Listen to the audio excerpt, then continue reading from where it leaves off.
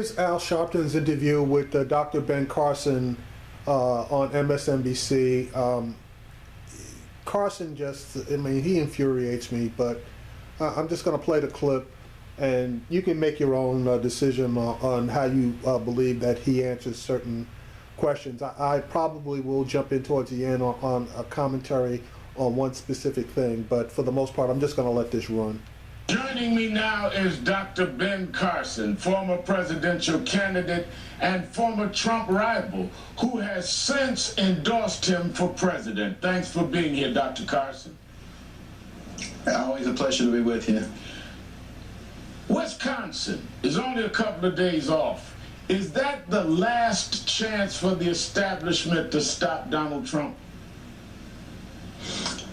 No, because I think anything can happen, during the political season. So all kinds of disasters can happen, all kinds of wonderful things can happen. And as you've noticed, with each one of these contests, all the pundits say, oh, well, this is the big one, this will determine. And then they say that with the next one, too. I think they just want to keep the drama going.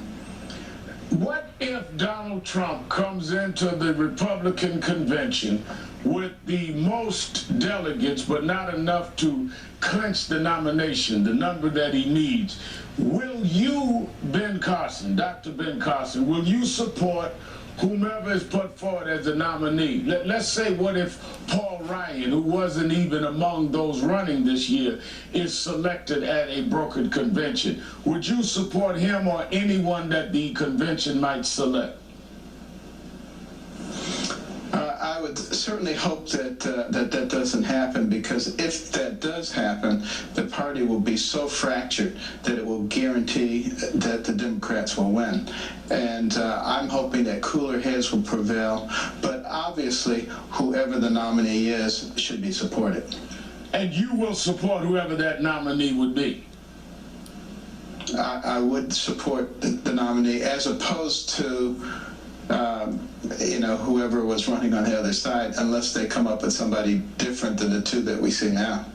Let me ask you this. A lot of people raise the question, how can you support Donald Trump when he has said some things about you that are very, very troublesome to some of your supporters? Let me give you an example of some of the things he said about you, Dr. Carson. Carson is lower energy than Bush. I mean, Seventh-day Adventist, I don't know about. I just don't know about. The belt moves this way. It moves this way. It moves that way. He hooked the belt up. We're going to put somebody in office who considers himself to have pathological disease. Now, putting aside the personal stuff, is that the kind of person that has the temperament to be commander-in-chief? I think probably as much so as anybody else, but recognize that he knows how to play to an audience. He has a long history of showmanship, and that's what he was doing. And he has admitted that that's the case. Is that the way that I would conduct myself? Absolutely not. But, we're all different. And what you have to ask yourself is, did it work? Did the things that he did work? They did. And I don't know if that's saying something about him, or is that saying something about us as a society? No, the question you have to ask yourself is, was what he did right? Doing the right thing doesn't always work. Most of the time it does, but sometimes it doesn't. But you should always do the right thing. So he asked the wrong question. The question that should have been asked was what Donald Trump did right. So, and it's almost like Dr. Carson has no self-respect for himself. You're Dr. Ben Carson. You have a lot of respect by a lot of people that may even disagree with your views, your positions, even your candidacy for president this year. I remember when you came to National Action Network Convention, you were respected. And that was among minorities. A lot of our conventioners are minorities. Donald Trump has said some very troubling things about minorities. Let me give you an example. They're bringing drugs, they're bringing crime, they're rapists, total and complete shutdown of Muslims entering the United States. I don't know anything about David Duke. I don't know what group you're talking about. You wouldn't want me to condemn a group that I know nothing about. I'd have to look. Aren't those kind of statements a disqualifier for you endorsing Donald Trump?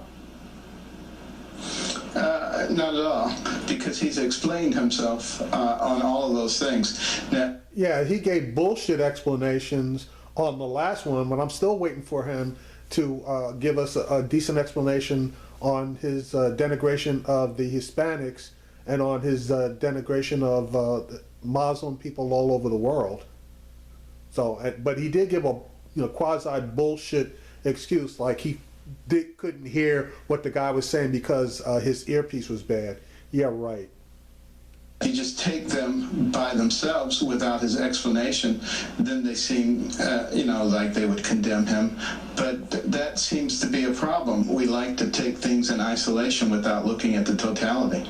Well, what do you think is the totality that he offers people of color, Mexicans, Muslims? What are the policies that, if we were to say those statements were just showmanship, what are the policies that make you say that you can overlook those statements?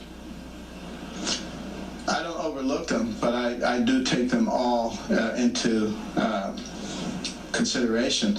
I look at a person's life. Donald Trump has hired thousands of people, has a very large network. I've met a lot of people. It's very hard to find any of his employees have anything bad to say about him, or his former employees. That says a lot about a person. When he... So you're trying to say that racists and Islamophobes can't hire people? All that does for them is just put them in a position of authority of other people that they don't like. So your explanation is not holding water here, and neither is the next explanation that you're going to attempt to give. Moved down to Palm Beach. The private clubs were largely excluding Jews and blacks. He became a warrior, and he fought for their inclusion. These are stories that you don't really hear about very often. I think, and then one of the things that impresses me the most is that you look at his children. His children are very well-mannered, respectful, and not spoiled like you see so often in children who are raised in families of wealth. That says a lot about a person. Yeah, it says about a lot about a person as far as their family life is concerned, but it says absolutely nothing about how they feel about people of other races or religious beliefs. And just an added item, his son gave an interview to a known white supremacist on his radio show. And when a minority person came to get an interview with his son, he turned him down. So your arguments aren't holding water, Dr. Carson. But what are his policies, though, among those minority groups that he has said these statements that you say we shouldn't just judge him by the statements? What are the policies? He may have fought for people to be included as members of his golf clubs, but what are his policies that impressed you in the areas that would make you discount what he said that are frankly offensive statements to many minorities? His policies are treating everybody the same. He's coming very rapidly to understand that... He's coming very rapidly to understand, or he already understands. Downtrodden in our society, the minorities who are having a difficult time, largely having a difficult time because of education, a lack of education, and lack of educational opportunities. And, he's going to be advocating things like voucher. He's going to be advocating. So he really hasn't done anything in his life that demonstrates any type of openness and inclusiveness as far as minorities are concerned. But he's going to advocate certain things. programs which will allow school choice, which is critical, particularly in our inner cities. I know in New York City, you know, the mayor there doesn't like the ideal of school choice, but the fact of the matter is, it makes the biggest difference. And it doesn't matter what your background is. If you get a good education, you write your own ticket. That is absolutely not true. That is a tool that might help you to write your own ticket, but you have to come into a situation, and the people who have hiring authority have to have the open-mindedness to take, quote unquote, a chance on you if you are a minority. So, you know, Dr. Carson's full of crap. Become part of the strength and fabric of this country. This is something that you're going to see him advocating very strongly. All right. Let me ask this. You've said that President Obama was raised white, and that he, you really question whether he understood the black experience. What would make you say something like that? Well, first of all, what I said and what many people in the media said I said are two completely different things. Okay. I said that the experience that he had being raised is not the typical black experience. He was raised by white grandparents in an affluent area of Hawaii, spent his formative years in Indonesia, raised by a white mother there. Those are not typical black experiences. No one can prove to me that that's a typical black experience. The rest of it was stuff that you people in the media added and said, Carson said this and Carson said that. You know, that's what you wish that I had said, but I didn't say that. Well, that's why I'm asking you. So you're not saying that he did not understand the black experience, because you could be raised by whites and it could even show you even more of the racial imbalance. That's very possible. Of course. All right. Of course that's true. And I also didn't say that being raised white is a bad thing. All the things that people threw on and tried to say that I said, I didn't say those things. And it's No, he didn't say those things, but what he did was he intimated those things. So typical, and I wish there would be more honesty, and I appreciate you clarifying that. All right, thank you, Dr. Ben Carson. Thank you for your time this morning. Always a pleasure. Dr. Carson, I mean, obviously he's retired from practice, but he just needs to retire, period.